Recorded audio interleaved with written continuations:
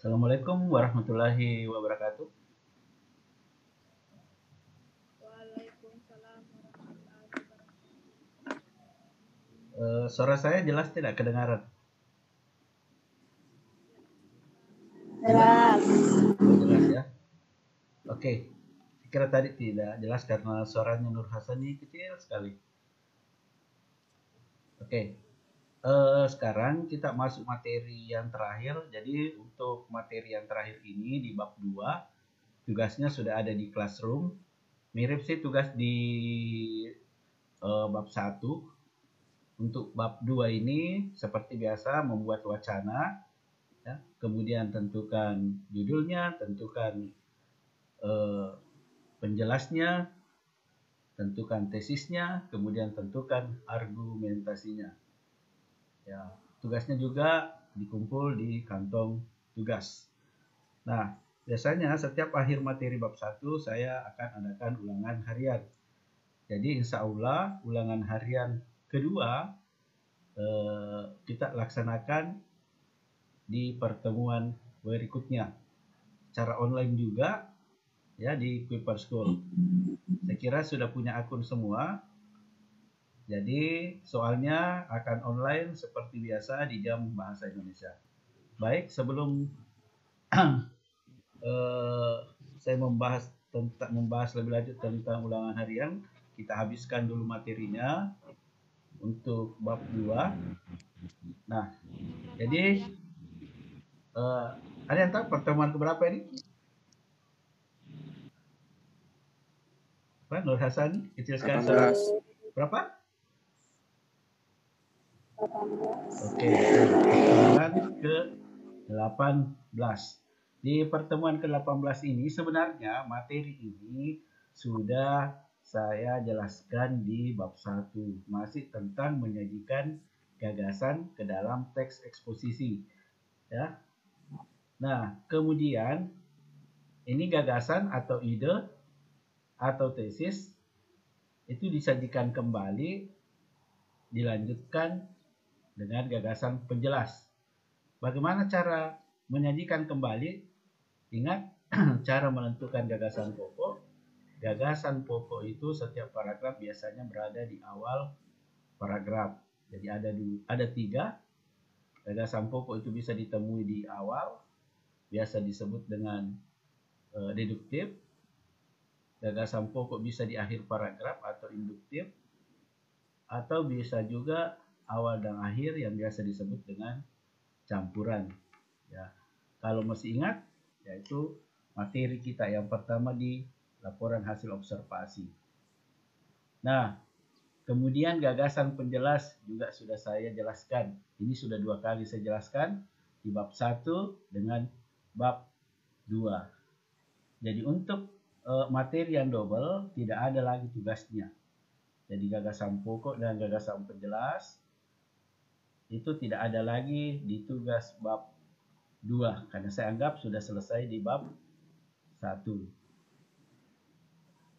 Nah, coba Anugrah bisa dibaca ini pada setiap paragraf supaya ada feedback. Silahkan Anugrah Alnifani. Sampai mana, Pak? Di sini.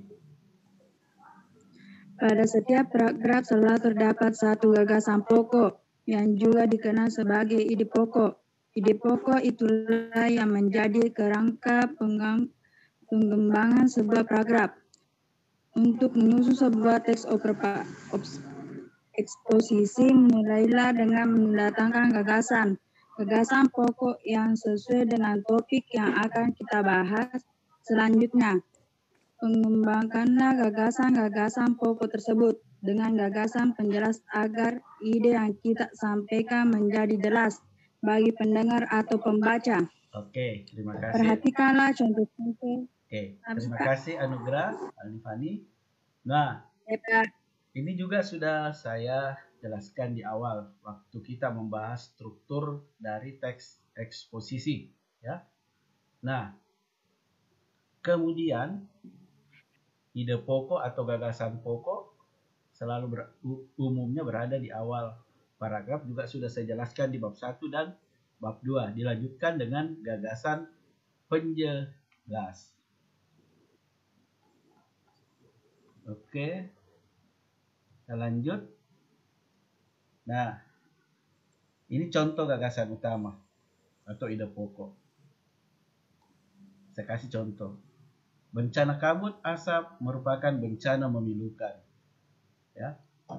Ini ada contoh gagasan penjelasnya. Ini ada juga contoh gagasan penjelas. Kalau saya tambahkan gagasan penjelas seperti saya, ya, kabut asap yang menimpa warga Kalimantan, efeknya sampai ke negara tetangga, mengakibatkan Malaysia ikut berkomentar tentang kabut asap di Indonesia. Ini kalau saya yang tambahkan. Kalau ini, kabut asap sebagai bencana yang memilukan. Ini ada contohnya. Ya. Kalau saya versi saya,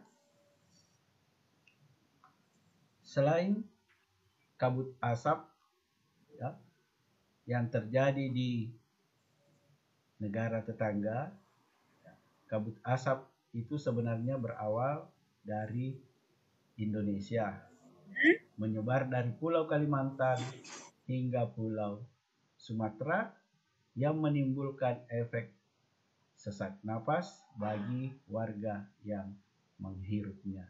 Itu versi saya. Tapi ini sebenarnya sudah menyusun ulang. Nah, ini kita misalnya ini gagasan utamanya. Silahkan buat gagasan penjelasnya. Ya.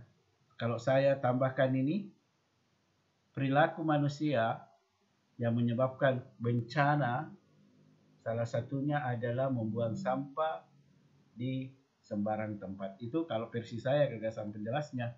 Kalian bisa menambahkan versi kalian, penyebab bencana adalah karena perilaku manusia.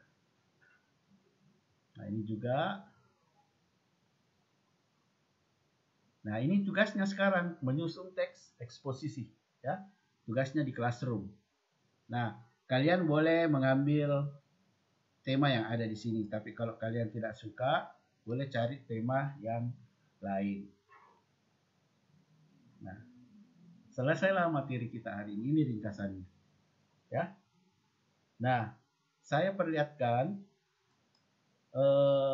tugasnya di classroom. Bisa dilihat dulu di sini. Saya perlihatkan. Ini. Nah, sama di bab 2, buatlah wacana teks eksposisi, kemudian tulis di buku latihan yang berada dalam map plastik, kertas tebal folio, minimal 5 sampai dengan 7 paragraf. Ingat, teks eksposisi itu ada strukturnya, silahkan dilihat strukturnya apa yang harus ada dalam pembuatan wacana teks eksposisi. Ya, yang pertama ada tesisnya, ide atau gagasan, kemudian ada argumentasi. Ya, argumentasinya bisa 1, bisa 2, bisa 3. Kemudian penjelasnya, ya, atau rekomendasi. Ya, silahkan nanti kirim ke kantong tugas. Ya, seperti itu tugasnya. Jadi minggu depan insya Allah kita ulangan harian yang kedua di Quick for School ya. Oke, ada yang ingin ditanyakan? Ada yang ingin bertanya? Nah, kenapa saya tidak bisa terkirim? Saya tidak permasalahkan kalau tidak terkirim. Yang saya permasalahkan kalau tidak ada yang bisa kamu kirim. Lebih baik tidak bisa mengirim daripada ya tidak ada yang bisa dikirim. Kalau bisa mengirim, kalau kamu mau mengirim berarti sudah ada yang selesai. Nanti saya jemput secara manual itu tugasnya, saya periksa. Ya. Nah, tadi ada yang bertanya di 10 IPS yang lain, bilang Pak tidak bisa terkirim tugasku padahal sudah selesai. Itu justru lebih baik ya daripada tidak ada yang bisa dikirim. Nanti saya jemput tugasnya. Ya. Oke, ada lagi yang ingin bertanya? Silahkan nyalakan mic.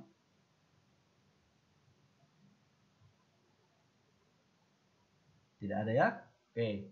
Karena ini memang materinya sedikit. Ya, kalian patut bersyukur. Barusan saya mengajar kalian langsung dari Jakarta. Ya, saya di Jakarta sekarang.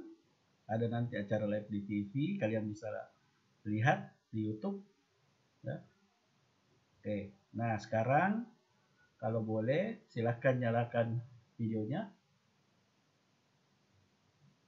Ada yang untuk saya absen secara otomatis. Ya. Oke, sudah semua menyala videonya.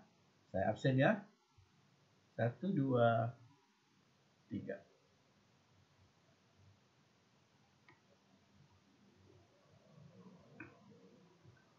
Oke. Apa ada yang ingin ditanyakan karena ada yang baru masuk? Nurdin Halid.